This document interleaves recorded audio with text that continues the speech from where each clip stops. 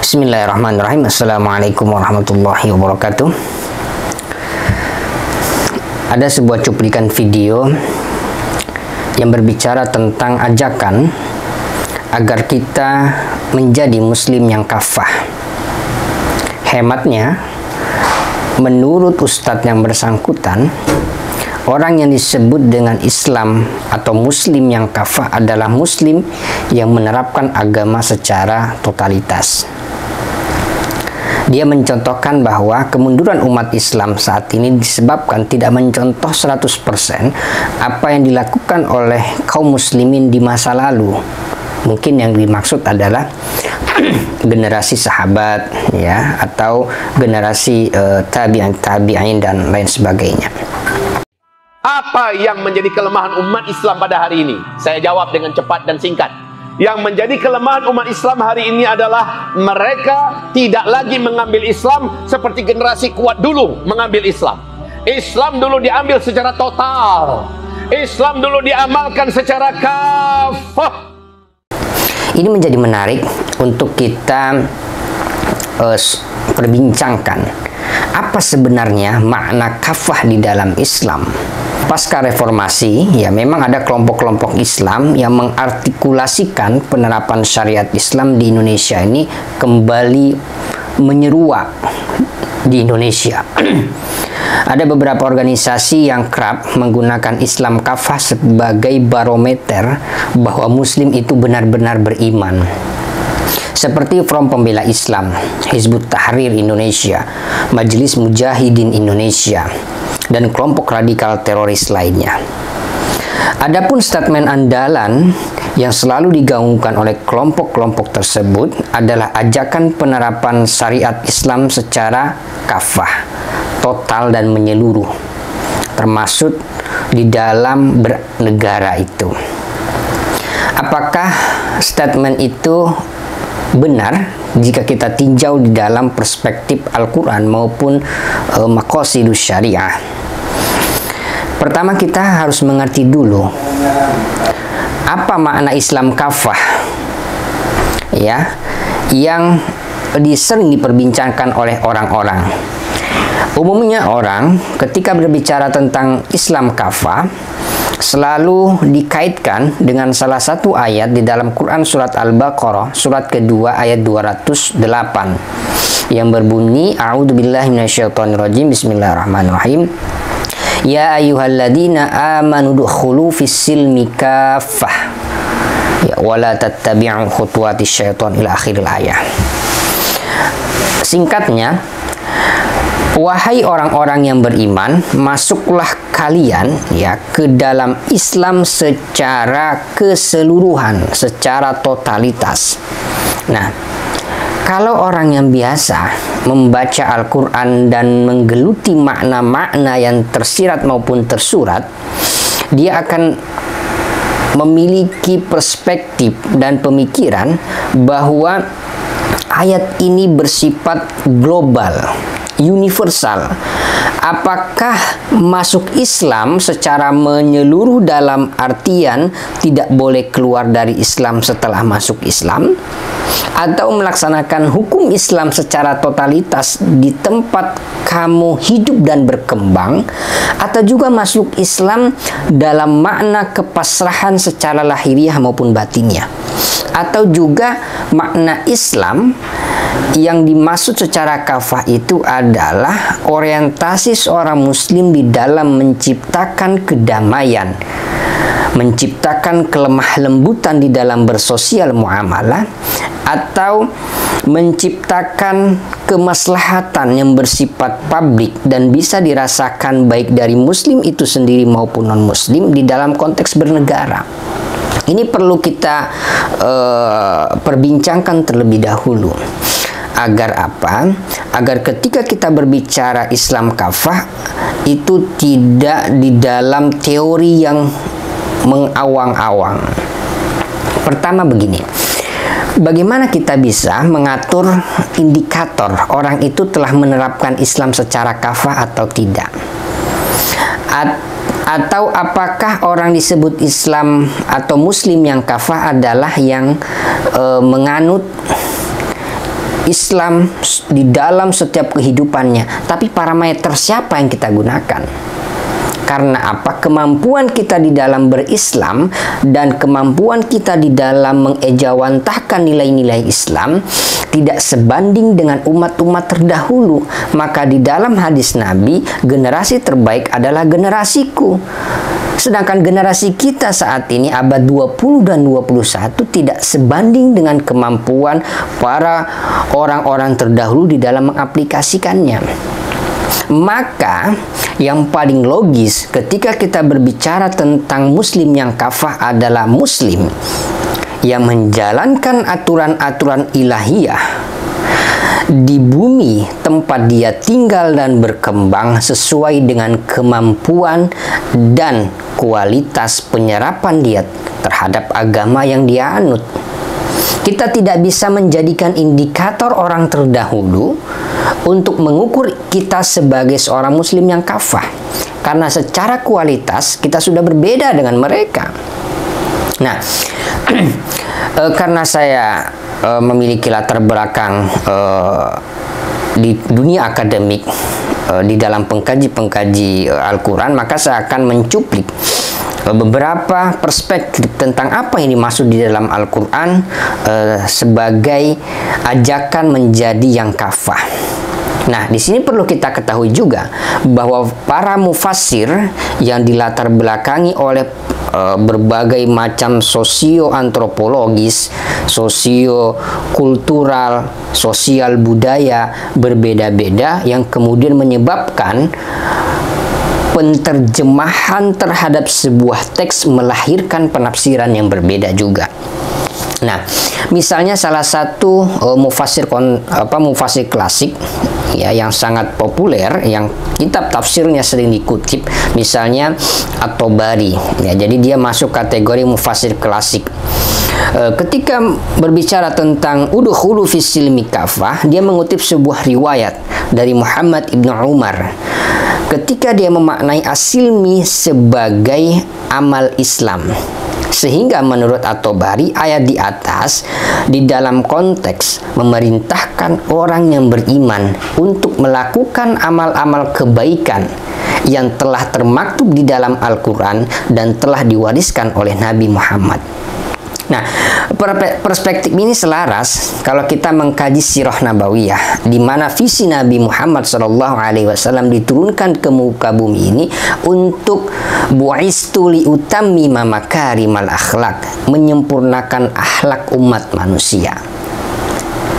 At-Tabari tidak sama sekali menyinggung terkait udkhulu fis silmi kafah di dalam konteks penerapan syariat secara totalitas di tempat kita hidup dan berkembang. Ini pertama. Ada juga mufassir kenamaan ya yang bernama Asy-Sya'rawi. Ya, Asy-Sya'rawi ketika menafsirkan kata as-silmi adalah upaya seorang muslim di dalam menciptakan kedamaian di muka bumi ini. Jadi udkhulu fis silmi kafah adalah upaya seorang muslim yang taat di dalam beragama menciptakan kebaikan-kebaikan satu demi satu untuk kemaslahatan secara global. Karena apa? Menurut Asy-Sya'rawi, ayat surat Al-Baqarah tersebut adalah sebuah perintah dari Allah kepada orang-orang yang beriman untuk menebar ulas asih, menebar kasih sayang, menebar kebaikan di muka bumi ini. Bukan hanya di bumi kalau menurut Asy-Sya'rawi ya, bahkan di langit dan seluruh alam. Jadi kondisi langit, kondisi bumi, atau kondisi apapun harus ketika ada manusianya maka orientasinya adalah menebar kebajikan. Makanya di dalam tengah-tengah Al-Quran itu kita mendapatkan salah satu redaksi yang begitu sangat filosofis yang berbunyi wal yatalattaf wala yusy'iranna bikum ahada, berlemah lembutlah kalian. Nah, jadi ini selaras dengan penafsiran Muhammad Asy-Sya'rawi. Nah, Ada juga belakangan ini mufasir yang sering dikutip yang bernama As-Sa'di. Jadi menurut As-Sa'di di dalam ayat tersebut dimaksudkan adalah syariat Islam yang sudah menjadi ketentuan Allah. Hanya saja As-Sa'di ini menggarisbawahi bahwa yang dimaksud syariat Islam adalah yang sudah membumi.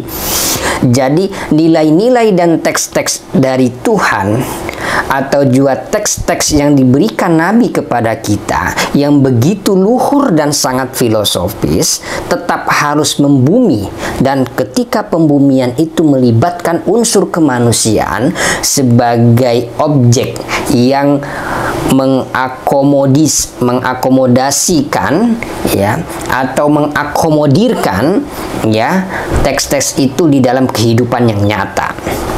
Nah, maknaan yang coba dicuplik oleh As-Sa'di ini sebenarnya penafsiran yang kontekstual. Jadi kalau di dalam bahasanya Kiai Afifuddin Muhajir itu, teks yang turun dari langit ya harus dibumisasikan di dalam konteks agar menciptakan kedamaian, kemaslahatan, dan orang yang membawanya dengan penuh kelemah lembutan itu. Jadi apa? Muslim yang kafah atau udkhulu fisilmi kafah, kalau kita kontekstualisasikan di dalam konteks kita di Indonesia, adalah hukum-hukum yang diterapkan di negara demokrasi seperti Indonesia yang berideologi dan berasaskan Pancasila. Di dalam pemaknaan para mufasir kenamaan itu adalah sebuah keniscayaan di dalam kita mengadopsi hukum positif berserta turunannya adalah sah adanya. Bahkan hukum-hukum yang kita pakai di Indonesia, ketika tidak ada larangan secara qat'i di dalam agama, maka dia sudah membawa misi, yaitu fisilmi kafah itu. Nah, mungkin kita berbeda kalau kita berbicara misalnya penafsiran-penafsiran yang dikeluarkan oleh Hizbut Tahrir Indonesia. Ya, misalnya kalau kita membaca salah satu karya dari tokoh Hizbut Tahrir seperti Rahmat Eslabib di dalam bukunya yang berjudul Tafsir Al-Wa'i. Ya, menurutnya kata As-Silmi dimaknai sebagai tidak ada hukum di dunia ini ya kecuali hukumnya Allah, dan selain itu adalah hukum jahiliyah. Jadi menurut dia hukum selain Islam seperti Undang-Undang 1945, kemudian Pancasila, kemudian demokrasi dikategorisasikan sebagai hukum jahiliyah. Nah, tetapi penafsiran seperti ini sangat lemah. Karena apa? Indikator dia mengatakan bahwa hukum yang kita anut selama ini terkategorikan hukum jahiliyah adalah perspektif kelompok minoritasnya sendiri. Belum diakui oleh mayoritas ulama di dunia. Jadi untuk kita mengukur baik benarnya sebuah perspektif adalah pertama, pendapat itu dianut mayoritas atau tidak. Jadi menurut mufasir kenamaan Indonesia, ya saya coba kutip, bahwa apapun yang kita sebut ideal adalah ukurannya mayoritas atau tidak. Nah, Indonesia ini kan orang mayoritas tuh mengakui bahwa Pancasila sebagai ideologi, maka selain ideologi Pancasila, dia tidak mendekati ideal itu. Sistem bernegara yang kita anut saat ini adalah demokrasi yang memungkinkan kita juga sebagai umat Islam mengaplikasikan di dalam kehidupan bernegara ini.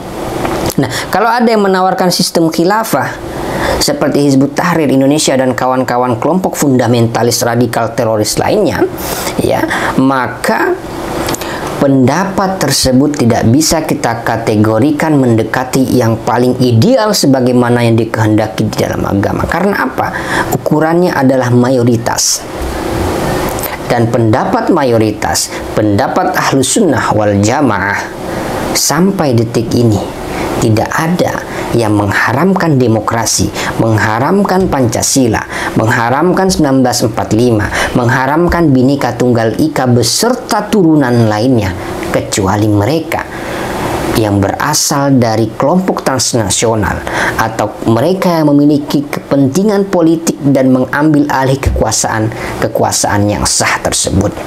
Jadi visi Islam yang termaktub di dalam Al-Quran dan yang apa yang sering kita baca terkait dengan Islam kafah itu bukan dalam sekedar makna kita harus bermuamalah pakai Islam, kemudian kita berdagang pakai Islam, kemudian kita bernegara pakai Islam. Tidak seperti itu penafsirannya. Ya, karena apa? Kita hidup di Indonesia ini multi agama, suku, dan ras.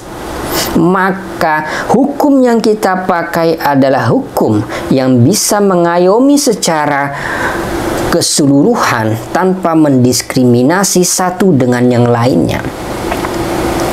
Kalau ada orang yang memperjuangkan sistem di luar yang telah disepakati dan telah menjadi konsensus bernegara, kemudian dia mendapat hukuman oleh negara, ya, maka itu adalah sesuatu yang sah-sah saja.